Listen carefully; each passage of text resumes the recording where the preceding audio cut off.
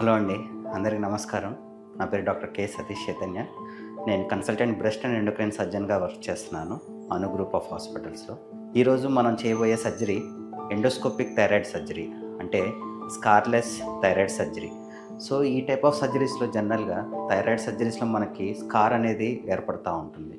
So అలాంటి మచ్చలు లేకుండా మనం పెదం కింద నుంచి లాప్రోస్కోపీ పద్ధతుల ద్వారా మనం ఈ టైప్ ఆఫ్ సర్జరీస్ చేస్తాము.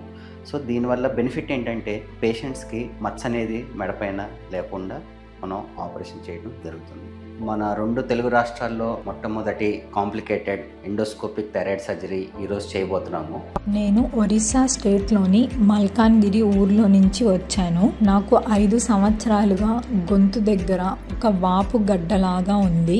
అది నొప్పి లేకపోవడంతో దానిని నేను పట్టించుకోలేదు. అది రాను రాను సైజ్ పెరుగుతూ వస్తుంది. నాకు చాలా భయం వేసింది.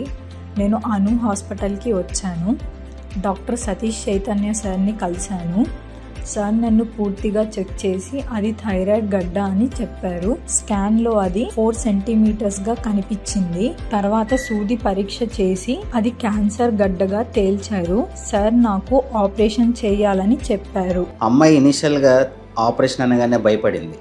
థైరాయిడ్ ఆపరేషన్ అనగానే గొంతు పోతుందని, లేకపోతే మెడపైన మచ్చ ఏర్పడుతుందని, దానికి సంబంధించి చాలా అమ్మాయి కానీ వాళ్ళ పేరెంట్స్ కానీ భయపడ్డారు. సో వాళ్ళకి ఏం చెప్పామంటే ఈ టైప్ ఆఫ్ కాంప్లికేటెడ్ సర్జరీస్ని మనం మచ్చ లేకుండా స్కార్లెస్ టైప్ ఆఫ్ సర్జరీస్ ద్వారా కూడా చేయగలము అని ఆ అమ్మాయికి ఎక్స్ప్లెయిన్ చేసి, వాళ్ళ పేరెంట్స్కి ఎక్స్ప్లెయిన్ చేసి ఈ సర్జరీ ఒక న్యూ టెక్నిక్ ద్వారా ఈ సర్జరీకి ప్రొసీడ్ అయ్యాము. ఈ సర్జరీ పేరు transoral endoscopic thyroid surgery. Hello everyone, నేను doctor Pallavi, consultant anaesthesiologist and Anu neuro and cardiac hospitals. ఇలాంటి న్యూయర్ అండ్ కాంప్లికేటెడ్ కేసెస్కి అనస్థీషియా కూడా చాలా ఛాలెంజింగ్గా ఉంటుంది. ఇలాంటి కేసెస్కి నేజోట్రేకియల్ ఇంట్యుబేషన్ అనేది చేసి న్యూరో మానిటరింగ్ చూసుకుంటూ త్రూఅవుట్ ద ప్రొసీజర్ అబ్జర్వ్ చేసుకుంటూ కంప్లీట్ చేయడం అనేది జరుగుతుంది.